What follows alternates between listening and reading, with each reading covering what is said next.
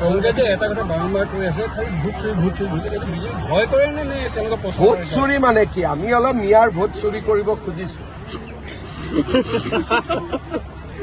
কিয় মিয়াবিলাকেতো ইয়াৰ নিয়মতে ভোট দিব পাবই নালাগে, তেওঁলোকে বাংলাদেশতে ভোট দিব লাগে। তেওঁলোকে যাতে অসমত ভোট দিব নোৱাৰে তাৰ আমি ব্যৱস্থা কৰিছো, কিন্তু এইটো অকণমান প্ৰিলিমিনাৰী। SIR যেতিয়া আহিব, অসমতো এতিয়া SIR অহাই নাই, তেতিয়া মিয়া ভোট 4-5 লাখ কাটিব লাগিব। গতিকে এইটো কংগ্ৰেছে মোক যিমান গালি পাৰে পাৰক, মোৰ কাম হৈছে মিয়াক কষ্ট দিয়া। যদি মিয়াই কষ্ট নাপায়, মিয়া দুলীয়াজানো আহি গ'ল, তিনিচুকীয়াও আহি গ'ল। কেইদিনমান আগতে মাটি কিনা বেচাৰ মই এটা লিষ্ট পাইছিলোঁ তিনিচুকীয়াত।